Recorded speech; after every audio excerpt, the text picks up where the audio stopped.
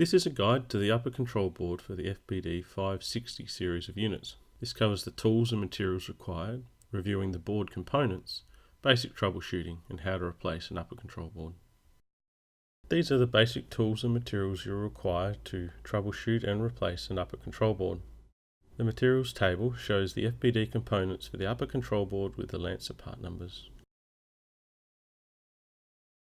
The upper control board is located behind the merchandiser and keypad. Removal of 2 Phillips head screws is required to access this section. We will review the basic layout of the upper control board looking at components, connections and indicator lights, and we'll also compare the older revision to the new model released in November 2015. The relay board is common to both FBD 562 and 563 units.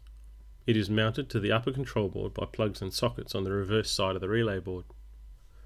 Please note the location of the FBD part number. This is the reference for setting up a new revision of the upper control board. The merchandiser door annunciator panel signal cable is connected to the socket on the top right hand side of the relay board. It is important to note that the relay coils operate on 5 volt DC and that these are typically switching 24 volts AC. The contrast of the LCD display can be adjusted. A small screwdriver is required to make this fine adjustment. Turning anti-clockwise will darken and clockwise will lighten the contrast. The blue pot's location and function is common throughout the 560 series of units. The EEPROM is a pre-programmed chip that holds the program or software to manage the FBD unit. The EEPROM has factory-loaded defaults or settings that will enable a consistently good product without any modification by a technician. Any changes or tweaks made to this program via the service menu will not overwrite the EEPROM software. These changes are held by onboard memory chips. As of November 2015, new FBD units, both the 562 and 563, have a B variant EEPROM in line with the new upper control board released at the same time. Integrated circuit microchips process the information received from the unit's components, such as the lower power board, pressure and temperature sensors. The memory timer module keeps the unit's time, stores the local program changes and records data. Both the microchip and timer modules are supplied with the board and will require limited attention. The keypad ribbon cable connects to the upper control board just above the Actel chip. This cable is part of the keypad membrane glued to the hinge door. The membrane can be peeled off if damaged. The LCD displayed for the 563 here is mounted to the hinge door and is connected to the upper control board via the grey ribbon cable. The 563 has a longer 40-character LCD display. For the cable connections to the upper control board, we'll start by reviewing the inputs, pressure and temperature sensors. Firstly, with the common inputs, which are the pressure transducers for the supply or unregulated CO2, the internally regulated CO2, and then water or H2O pressure. Then to each barrel, which has syrup and tank pressure sensors. The connections are all well labelled. Then on to the temperature sensor harness sockets, which are the last on the right hand side of the board. Again, these are clearly labelled, remembering each harness has an inlet and return temperature sensor attached to it. Now we will review the harness connections for supplies, controls and outputs, which are located to the left hand side of the board. Starting with P5, the main control cable between the upper and lower boards, the machine's voltage, beta motor power, compressor contactor and condenser fan switching and signalling pass through this cable. P6 is the 24 volt AC supply point to the upper control board and relay module. This voltage is switched via the relays for the solenoids, contactor and LEDs. There are no test locations or indicator lights for the 24 volt AC on the upper control board. If required, use the plug in the socket P6 to test 24 volt AC at this location. These are the output control harnesses. P7 supplies the product, solution and gas solenoids. P8 supplies the refrigeration, pulse and hot gas solenoids. P12 is the DC supply cable from the lower control board. It supplies 5 volts and positive and negative 15 volts DC to the upper control board. There are LEDs and test points to confirm and assist with troubleshooting of these voltages on the upper control board. The pinout of the female plug for P12 is for reference. This may also be required during troubleshooting. Having reviewed the 3-barrel unit components, we can now look at the different components the FBD 562, a 2-barrel, has. The upper control board and relay board are the same. The 562 though requires a 510 version EEPROM. On the 562, the keypad layout is different, as it only requires controls for 2 barrels and a smaller display. The 20-character display is directly plugged into the upper control board. If you are replacing an upper control board for a 562, then keep the white display supporting posts and fixings that attach the right-hand side of the display to the board. It is important to note that for FBD 562 that the pressure and temperature sensors and their harnesses are still the same, except that the right-hand side barrel or side 2 is connected to the center socket on the upper control board. This is a summary page to pause and review the connections and components of a typical FBD 560 series upper control board. This is the latest revision board, so please note the relay board selector switch and the relay board part number required to set this position. The technical bulletin shown here is available for review and covers the major changes to the upper control board, such as the test points and LED voltage indicators, EEPROM revision, the relay board selector switch. It also includes a parts clarification matrix. Due to the release of the new upper control board in November 2015, we'll need to review 2 different versions of the upper control board. They are functionally the same, but have key differences that can cause some confusion, particularly with the position of the test points and LEDs and the relay board selector switch.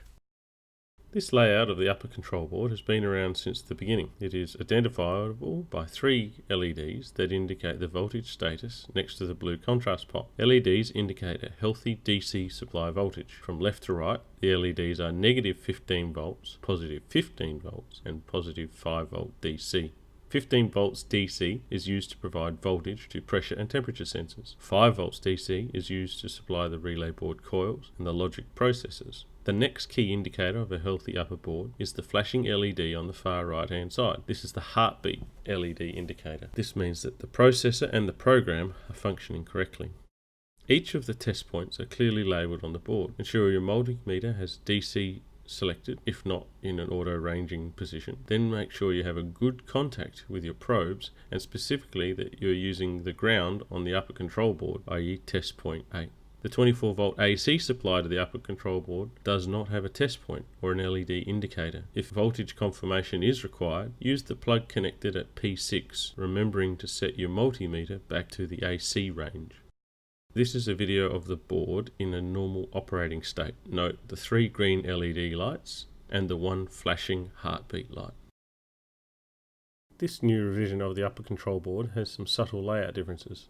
The connections and operating principles remain the same, but what you'll notice is the modern hardware and smaller components. The voltage indicator lights and test points have been moved, and there is a relay board selector switch now added, but the board still remains very clearly labelled.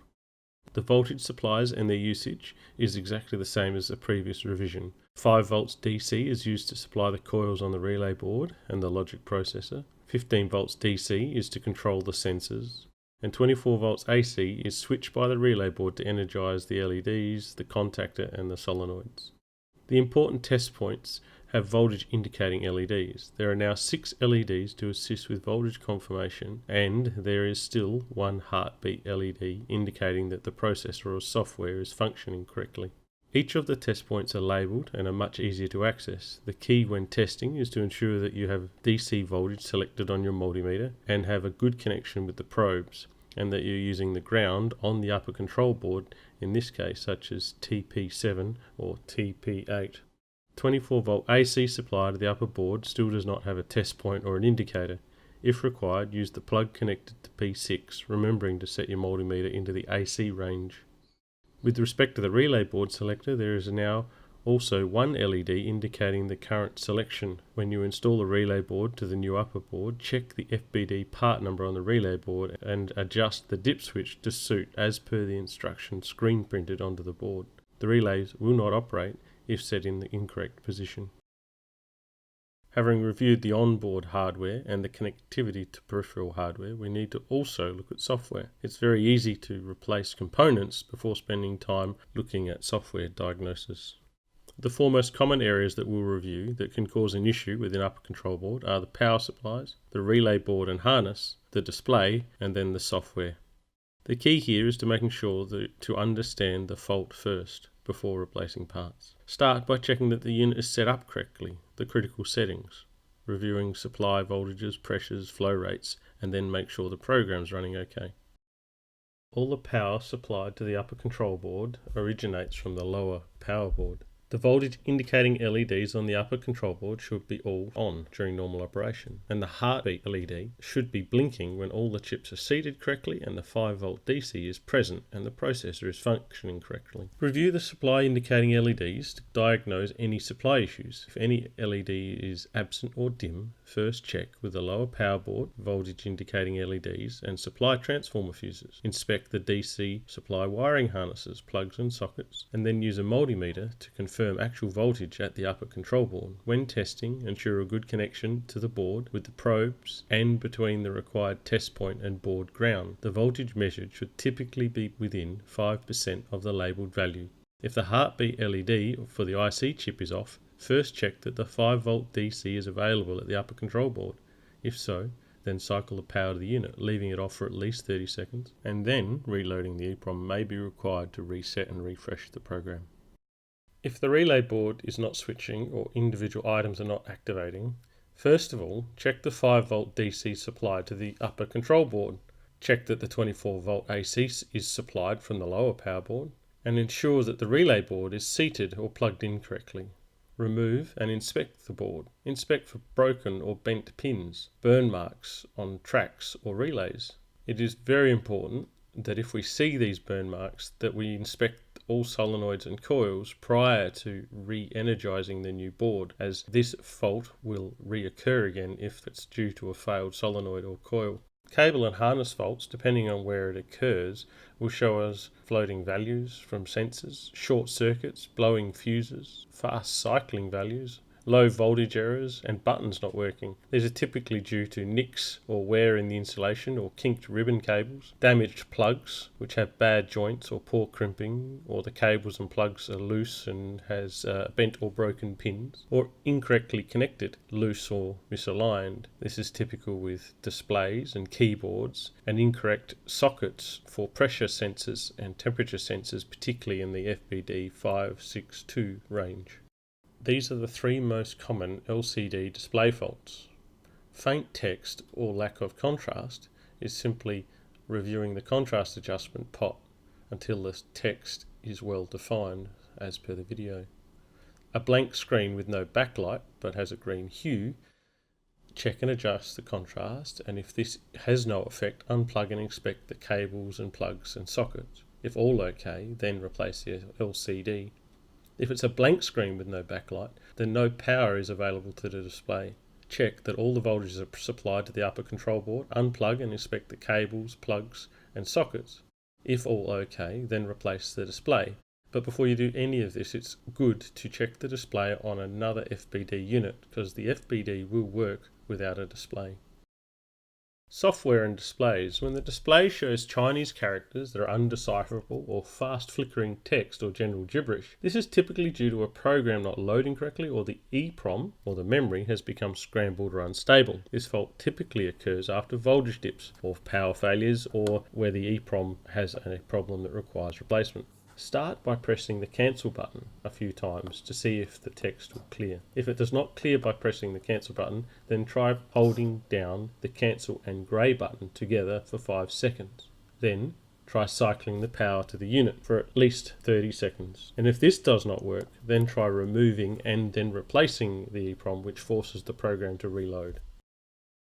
EEPROMs can be damaged by voltage spikes, handling, static discharges, or by not being seated correctly. When badly damaged, missing legs, or installed upside down or not seated correctly, the unit will either appear dead or be making lots of noise, as it will be operating randomly. EEPROMs can have corrupted software or bugs. These will require a replacement. Typically they will be unable to wake from a program sleep cycle, missing menu systems or menus will appear in the wrong place, or fast cycling beta percentages. Beta percentage issues. Fixed or odd values fast cycling, please start by checking if the gearbox and motor is physically okay, an electrical and mechanical inspection. Check the bricks of the product in the barrel and the condition of the scraper blades. Ensure the lower power board and its associated equipment and cables are okay. Ensure the critical voltage offset has been reviewed, and then look to cycle the power to the upper control board, reload the EEPROM by loading all defaults, and, or last of all, installing a new EEPROM. After reviewing supplies, the motor, the capacitor, cables, software, and if the fault is not product related, then replacement of the lower power board may still be required. Before removing the upper control board, disconnect and isolate the FBD from the electrical supply. When removing the upper control board, start with the EEPROM using an EEPROM chip removing tool. Take care to pull directly back and not to bend the legs on the chip. Disconnect the display ribbon cable, then remove the annunciator signal cable, then remove the keypad ribbon cable, taking care to only pull on the plug. Remove the relay board to get to the fixings behind it, then remove the 6 fixings, keeping the screws and the plastic washers that encapsulate the screws for reuse.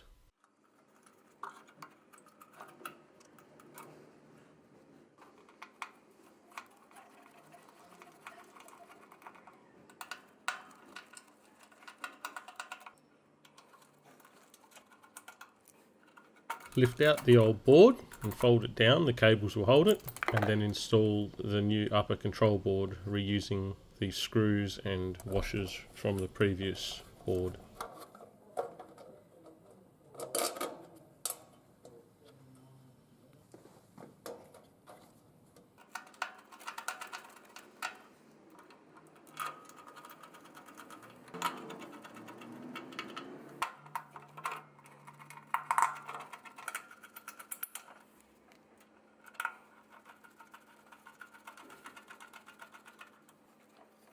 We need to reconnect the harness for the power, control and sensors. Please take care to ensure that they're connected into the correct location and that the plugs are securely latched back into place.